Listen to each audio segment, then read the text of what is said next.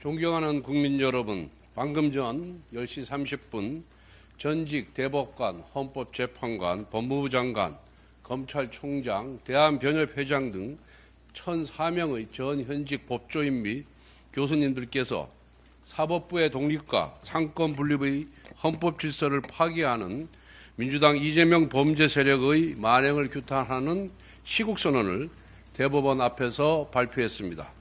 전직 대법관, 헌법재판관 그리고 교수님들까지 분연히 일어선 헌정사상 초유의 시국선언은 이재명의 의회 독재 앞에 풍잔등화의 위기에 놓인 대한민국 사법부와 민주주의의 현 주소를 보여주는 것입니다. 참담하기 이를 데 없습니다. 국민 여러분, 민주당 이재명 대통령 후보는 대선을 앞두고 사법부 장악에 여념이 없습니다. 어제 민주당은 비법조인의 대법관 임명, 대법관 100명 증원 등 일부 논란의 입법을 처리하기로 했지만 대법관 30명 증원, 대법원장 특검법, 대통령 재판중지법, 허위사실 공표죄 폐지 등 대부분의 총통 독재 입법은 포기하지 않았습니다. 그야말로 눈 가리고 아웅에 불과합니다. 이재명 범죄 세력이 총통 독재 입법에 몰두하는 근본적인 원인은 바로 이재명 후보 그 자체에 있습니다. 이재명 후보는 대통령에 당선되더라도 본인의 재판을 무력화하지 않으면 대통령의 임기를 마칠 수 없기 때문입니다. 이재명 후보는 대법원에서 공직선거법 위반 사건에 대한 유죄 취지의 파기환송 판결을 받았습니다. 유죄 취지 파기환송은 곧 유죄 확정입니다. 1심 판결문의 논리가 대법원에서 모두 인정되었기 때문에 징역형 또는 최소한 벌금 100만 원 이상의 중형이 불가피합니다.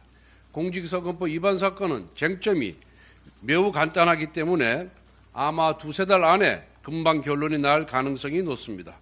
즉 이재명 후보가 대통령이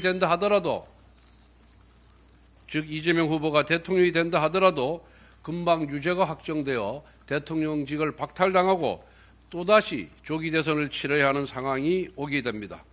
게다가 이재명 후보는 위중교사죄 2심, 대장동, 백현동, 위례 신도시, 성남 FC 사건, 대북 불법 송금, 버카 유형 사건까지 재판이 진행 중입니다. 만약 이재명 후보가 대통령이 되어서 대통령직을 수행하면서 이 모든 재판을 받아야 합니다. 이재명 후보는 지금부터 본인의 유죄 판결을 막아낼 온갖 방법을 강구하고 있는 것입니다. 어떤 방법을 쓰더라도 임기 5년 동안 이 모든 재판을 억누르는 시도는 결국 대통령이 입법부를 통해 사법부를 억누르고 장악하는 총통 독재로 귀결될 수밖에 없습니다. 정상적인 민주주의가 작동한다면 이재명 후보는 절대로 임기를 마칠 수가 없습니다. 하지만 190석 의회 독재 권력을 장악한 이재명 후보는 대통령에 당선되면 반드시 헌정 질서를 뒤흔들어 본인의 생존을 도모할 것입니다. 우리 국민은 곧바로 물러날 대통령이냐, 사법부 파괴, 삼권 장악이냐, 조기 대선이냐, 아니면 총통 독재냐라는 끔찍한 기로에 서게 될 것입니다. 물론 이재명 범죄 세력의 반민주적인 총통 독재 시도는 강력한 국민적 저항에 부딪힐 것이고 결코 성공하지 못할 것입니다. 하지만 그에 수반되는 국가적 혼란과 사법적 불확실성은 우리 국민으로 하여금 막대한 사회적 비용을 치르게 할 것입니다. 존경하는 국민 여러분, 지난 3년간 이재명 후보는 의회 권력을 개인의 사법 리스크를 방어하는 방탄도구로 사용했습니다. 이제 이재명 후보가 대통령이 되면은 입법부뿐만 아니라 행정부까지 본인의 방탄도구로 사용하고 사법부마저 장악하려 들고자 할 것입니다. 이재명 의회 독재의 유일한 저장치였던 대통령 제2요구권이 사라지면서 대한민국의 헌법 질서는 무너지고 극심한 혼란이 우리 사회를 뒤덮을 것입니다.